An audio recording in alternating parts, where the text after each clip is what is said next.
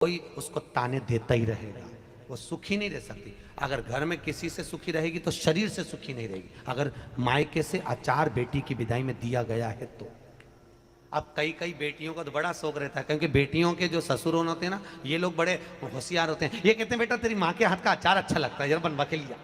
अब इन मूर्खों को समझाए कौन कि अचार तो खा लोगे पर बापड़ो पचाओगे कैसे? खाना सरल है, पचाना कठिन। नहीं दिया जाता। आपने देखा है दरवाजे के ऊपर दुकान पर नींबू और मिर्ची टंगे रहते हैं। किस किस के यहाँ देखा है? देखा है किसी ने कि नहीं देखा है? हाथ तो उठाओ। सबने देखा है दरवाजे पर नींबू मिर्ची टंगा रहता है। क्यों टंगा रहता है? कई लोग कहते हैं नजर से बचाता है, कई लोग कहते हैं हाय से बचाता है। हाय नजर से नहीं।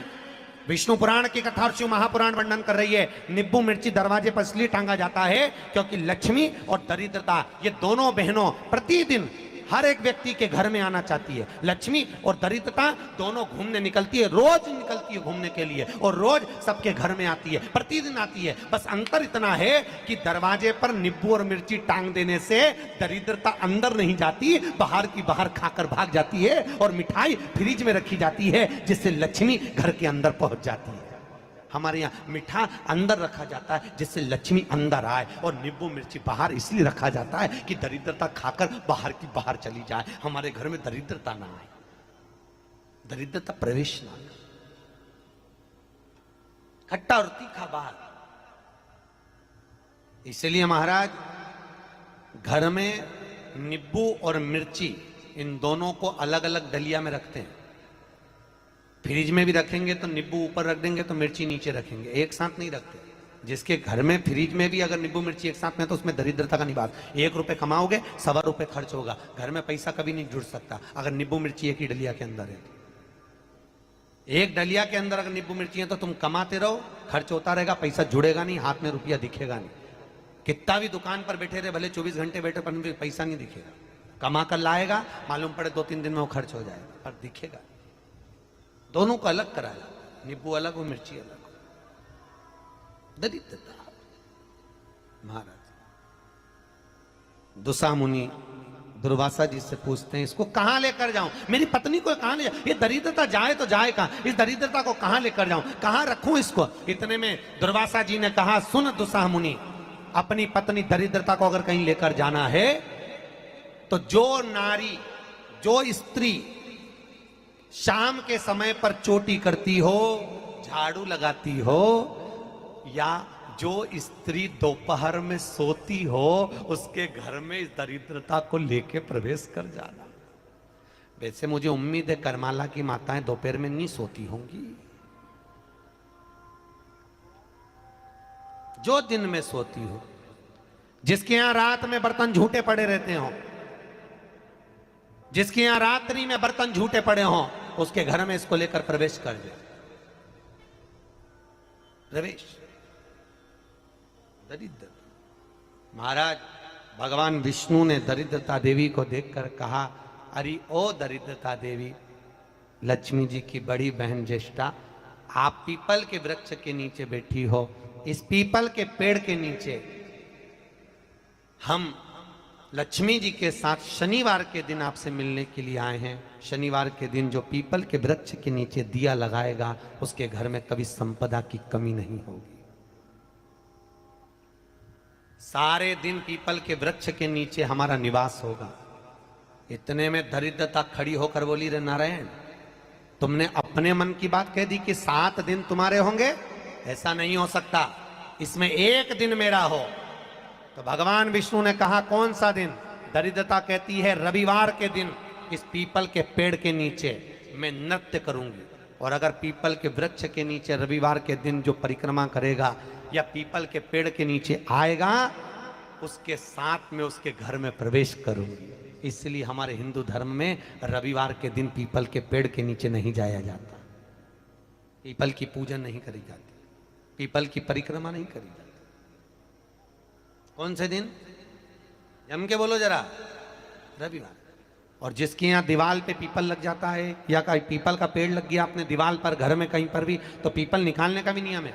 अगर आप दीवार में से पीपल निकालोगे तो बार बार काटोगे, बार बार लग जाएगा, फिर काटोगे फिर लग जाएगा, फिर निकालोगे फिर लग जाएगा।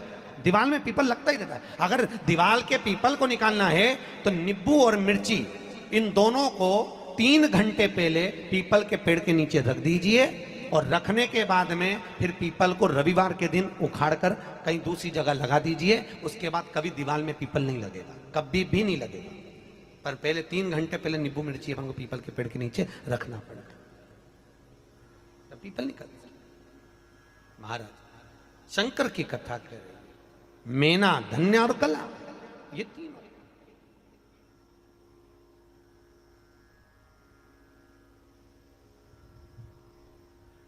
तीनों जा रही हैं, श्रापित हो गई। हमारा श्राप है, सनकादि कर रहे हैं, हमारा श्राप है।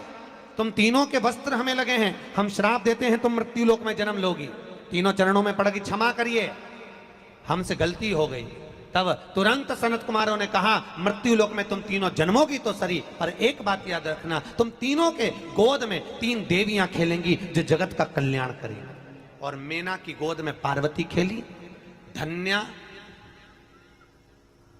सुनैना बनी, जिनकी गोद में सीता जी खेली, कला कीर्ति बनी, जिनकी गोद में राधा जी खेली। ये 3 देवियां।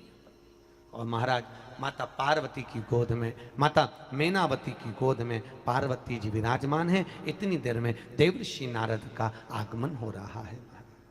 इस पत्ती और 2 पत्ती के बीच में जो जगह है, अगर आप इस पत्ती को यहां से स्पर्श कर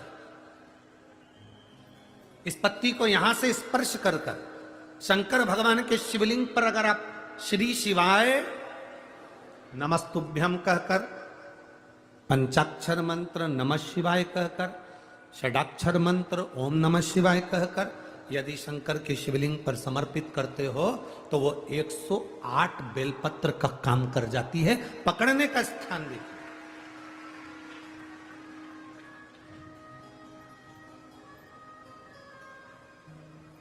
ये स्थान की बड़ी मूलता है, जो थोड़ा सा समझेंगे अपन, थोड़ा ध्यान देंगे तो ये जो ये स्थान है ये बड़ा मूल माना गया। बेलपत्री की बड़ी पत्ती, नीचे की 2 पत्ती, उसके बीच में जो खाली डंडी जो दिख रही है, इसको अगर पकड़कर बेलपत्र समर्पित कर रहे हैं तो 108 बेलपत्र के बराबर हमें फल प्राप्त हो रहा, 108 बेलपत्र। और समझिए, मान लो आपके पास में ना पीला चंदन है, ना लाल चंदन है, ना अक्षत है, ना पुष्प है, ना कोई सामग्री है, ना दिया है लगाने के लिए। शंकर जी के मंदिर में लोटा भर के जल लेकर गए हो, आज तुम्हारे पास में हो सकता है जल भी नहीं है, लोटा भी नहीं है, तो जिस शंकर जी का दर्शन करने गए हो उन्हीं की बेलपत्र को उठाओ, और बेलपत्र को उठाने के बाद पहले अपनी हथेली